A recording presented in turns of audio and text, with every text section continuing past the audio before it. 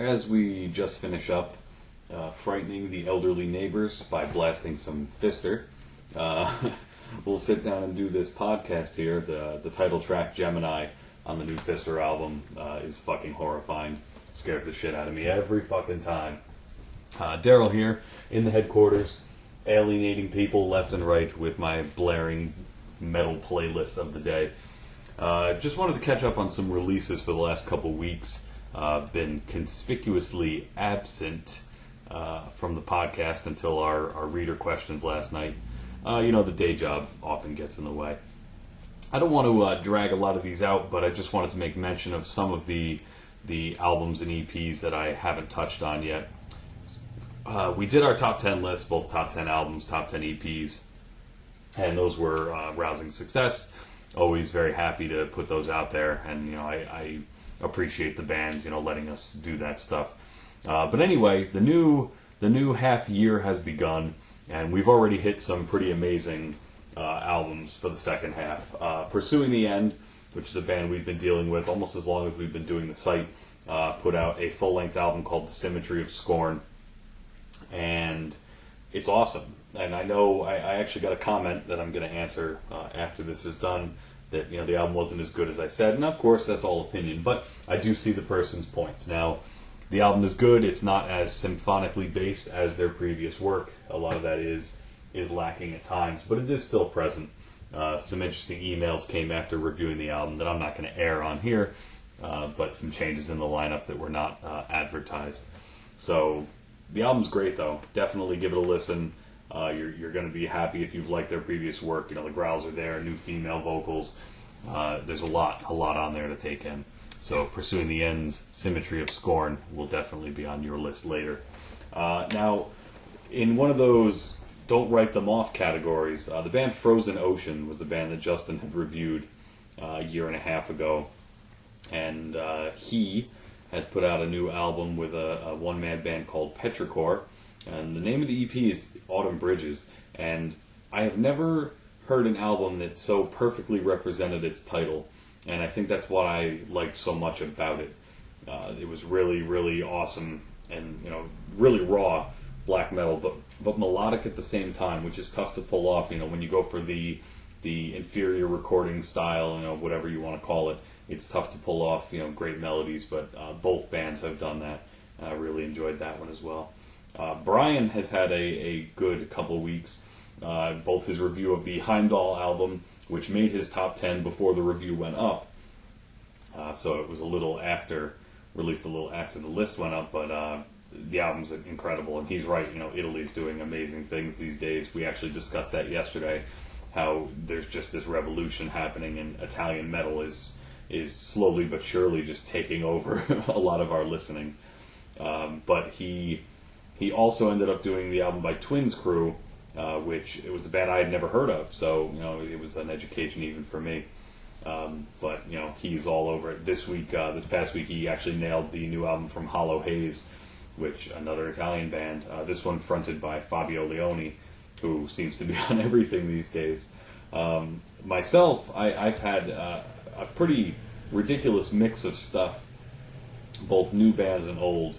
One of the bigger reviews I've had over the last couple of weeks was this band called Enthraced, and it's awesome. It's a new EP. It's called The New Awakening, which is exactly what it is. It's absolutely an awakening for me, because you're going to get it's extreme metal, which is kind of a vagary in its own, a vagary, whatever you want to call it, in its own right. By calling something extreme, what does that mean? Does that mean ridiculous guitars? Does that mean vocals? It doesn't mean anything, really.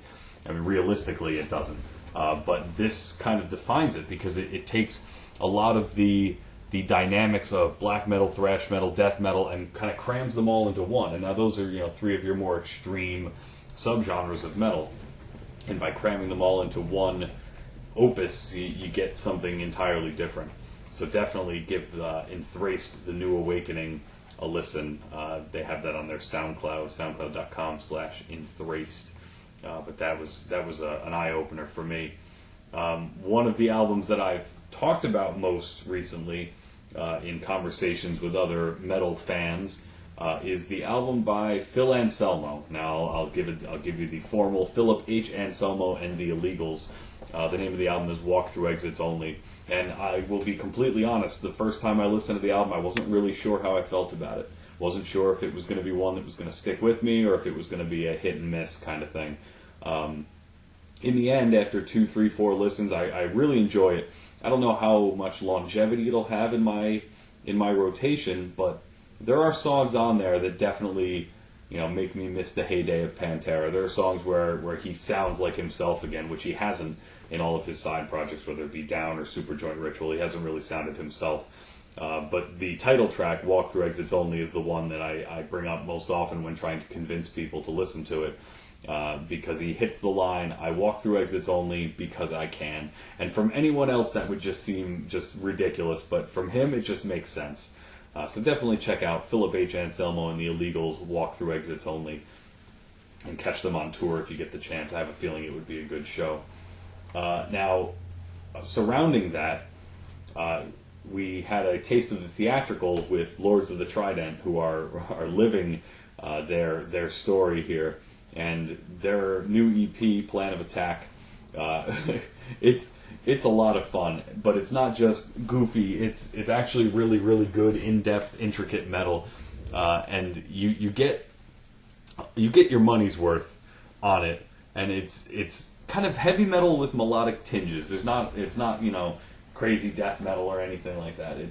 But it reminds me in a way of the background story of Glory Hammer, where there's a story to it, and you're kind of investing yourself in that story and in the people, the characters. Really awesome. So if you get a chance, head over to their Bandcamp, lordsofthetrident.bandcamp.com, and check out Plan of Attack, because it'll easily be an EP that you'll listen to 5, 6, 10, 12, 100 times, because it's fucking catchy as hell. The same could be said, actually, for the band Parallax, who just released their Sputnik EP, which, again, was a surprise for me. I'd seen the album cover pop up somewhere, and it's called Sputnik, so whatever, but it's all space-themed, and one thing I will admit is that, my experience with bands from the Ukraine is very limited. So when I see that a new band has popped up from there, I'm never really sure what I'm going to get out of it. And for Parallax, I was very impressed with not only the recording quality, but the professionalism of what they're doing.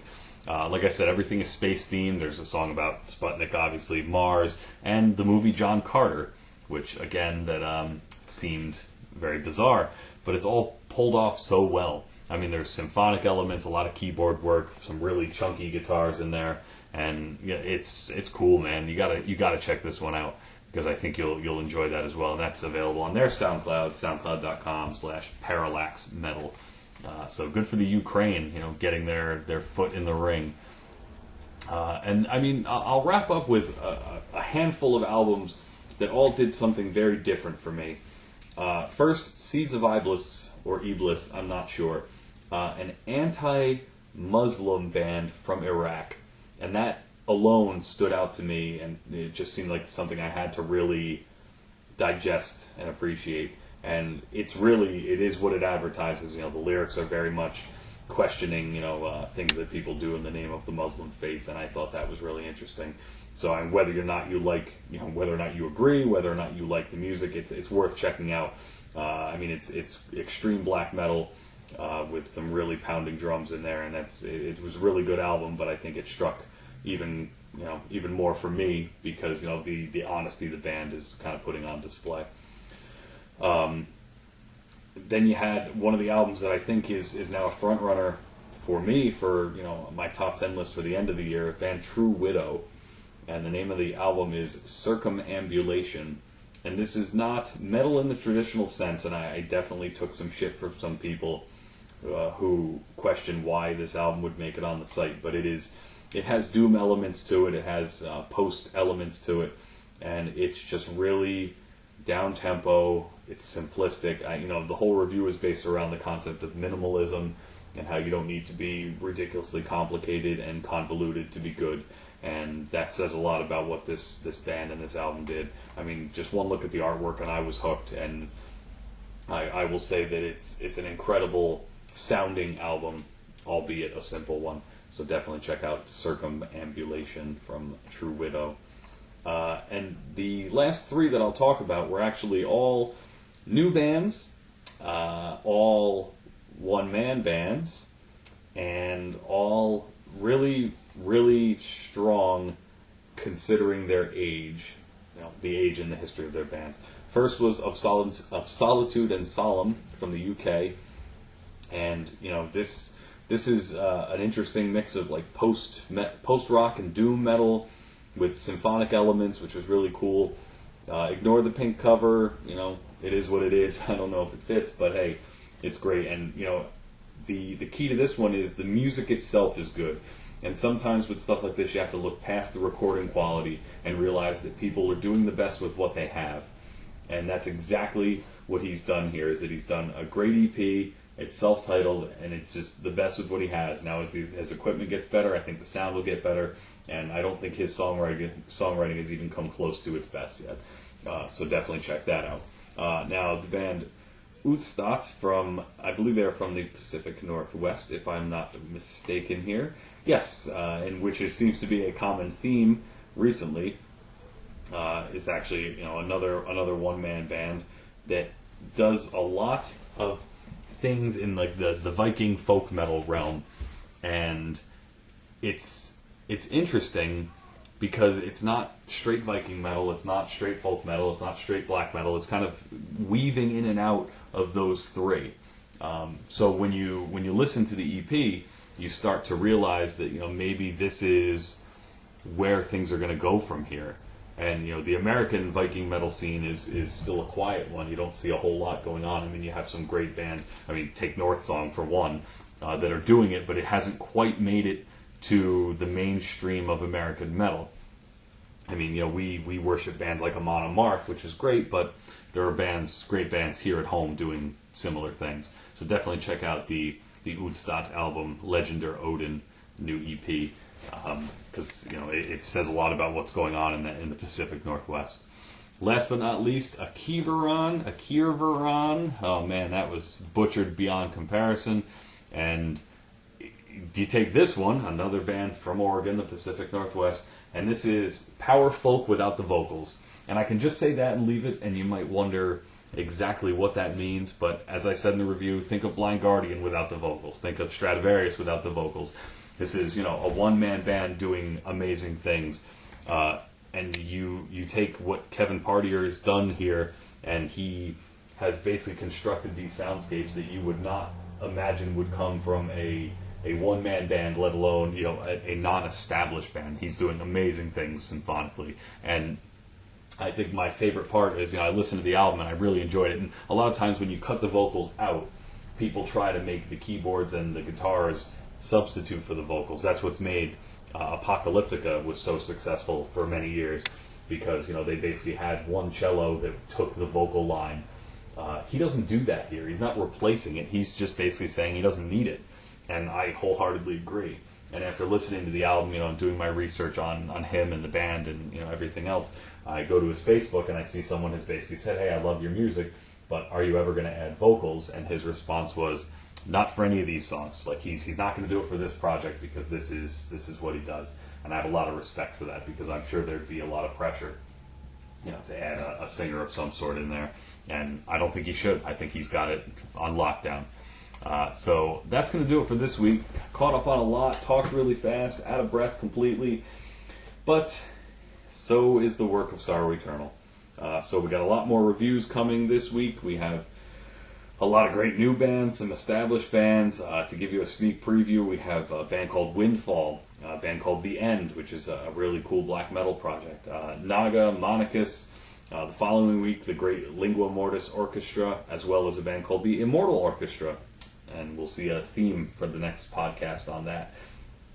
So make sure you keep your reader questions coming. Volume 6 coming next week with whatever you guys want to know. And check back next week for the podcast. In the meantime, thank you guys for listening. And now you can follow us on Twitter. You can like us on Facebook. You can like us on MySpace, the new MySpace. You can give us lots of thumbs up and +1s on Google+. But now you can also follow us on Instagram. Be sending out pictures on Instagram of albums we're listening to, songs that we're stuck on, just kind of giving you guys, little instant updates on what's going on with Sorrow Eternal. So be looking for lots of album covers. Just had one out there today. And as I said, I'm scaring the neighbors with Fister. And I recommend you do the same. Guys, have a good fucking weekend. Get you guys next week.